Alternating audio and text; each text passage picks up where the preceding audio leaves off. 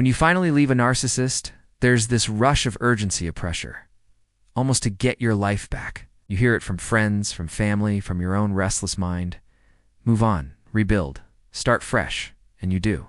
You start making changes. You pack up old things, shift routines, maybe redecorate or move, maybe even start dating again. On the outside, it can look like a rebirth. But somewhere along the way, there's often a quiet, unsettling realization.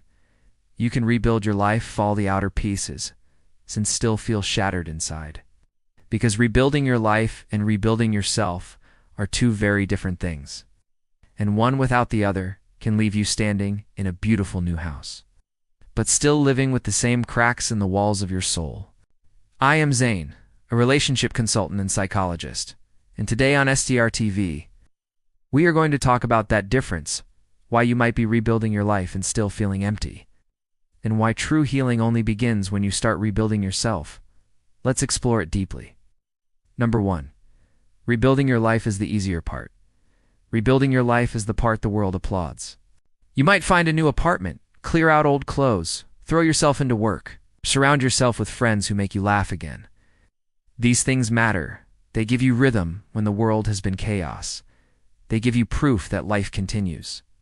But they can also become a distraction, because you can fill your days, redecorate your space, even reinvent your schedule and still wake up in the morning feeling hollow. The outer structure is different, but the person living inside hasn't been touched yet. Number 2. Rebuilding yourself takes more than time. Rebuilding yourself is quieter and harder. It does not happen because weeks have passed, or because you filled your calendar, or because you met someone new. It happens when you turn inward and face the parts of you that were wounded, manipulated, and silenced. It means asking uncomfortable questions. Where did I stop trusting my instincts? When did I start doubting my own worth? It means sitting with pain you might have been running from and slowly stitching together the pieces of your self-esteem, your confidence, your trust. This kind of rebuilding does not show on the surface at first, but it is the work that makes everything else possible. Number 3. Why the two get confused? It is easy to confuse rebuilding your life with rebuilding yourself, because one is visible and the other is invisible. The world notices the outer changes. People say things like, "You're thriving, you're doing so well," because they see the new job, the fresh start, the smiles and photos. But none of that means the inner healing is happening.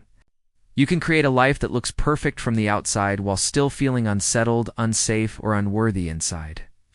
And that inner pain will always bleed into the life you've built, no matter how polished it looks. Number 4. What happens when you rebuild yourself first? The real transformation happens when you start rebuilding yourself. When you stop just fixing the outside and start tending to what broke on the inside, you relearn how to listen to yourself, how to trust your own voice again, how to believe the warning signs your instincts give you. And when you do that, the life you rebuild starts to feel different, not just look different. You stop building from fear or from the need to prove you've moved on. You start building from self-respect, from wholeness, from a place that will not crumble the next time someone tries to shake it. Number 5. Why this kind of healing is hard and worth it. Rebuilding yourself is not flashy.